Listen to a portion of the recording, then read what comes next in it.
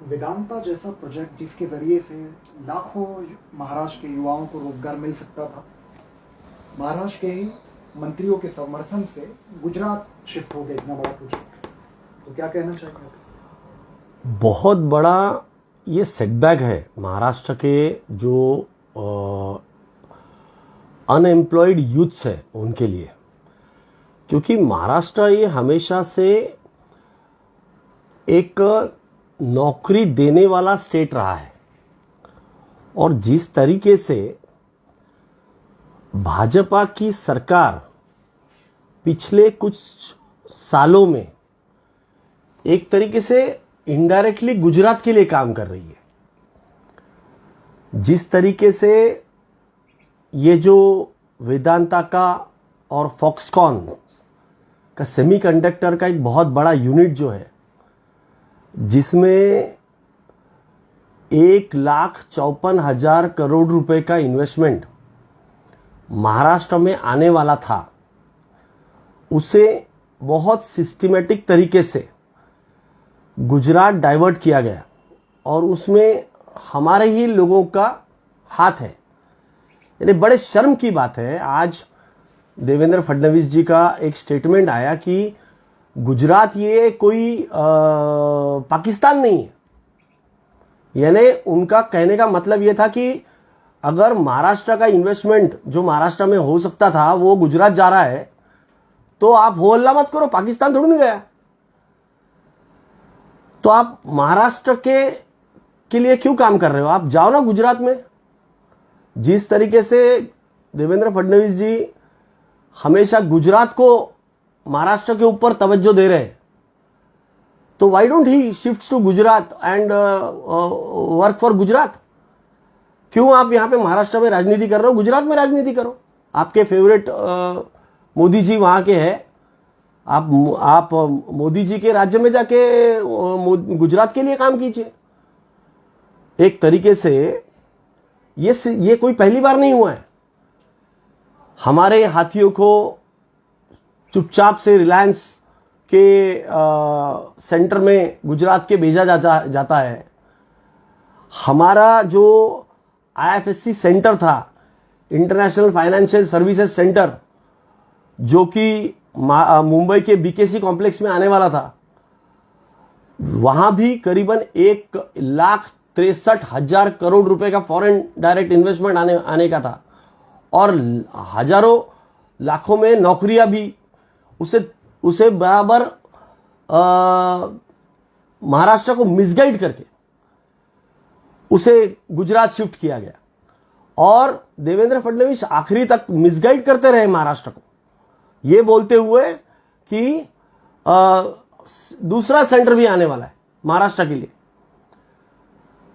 BKC का जो centre चुपके से धीरे से गुजरात में गांधीनगर शिफ्ट कर दिया गया आईएफएससी का, वो एक बहुत बड़ा धोखा हुआ है महाराष्ट्र के साथ में, बहुत बड़ा धोखा हुआ। और ये दूसरा हो गया। तो ये बार बार हो रहा है। हमारे ही नेता अगर हमारे ही युवाओं के भविष्य के साथ में ऐसा खिलवाड़ करेंगे तो क्या किया जाए?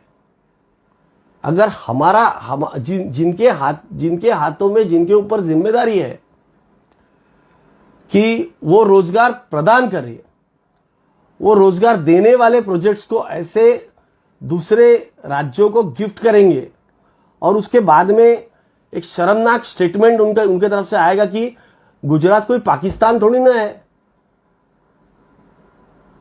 यानी आपके राज्य से प्रोजेक्ट चाहता है और उसके बाद में आप ये स्टेटमेंट देते हो कि वो कोई पाकिस्तान थोड़ी ना है, गया तो क्या हुआ? तो क्यों ना आप वहां पे जाके ही काम करो। जो महाराष्ट्र प्रेमी ऐसे आपके नेता है, उन्हें महाराष्ट्र के लिए छोड़ दिया जाए।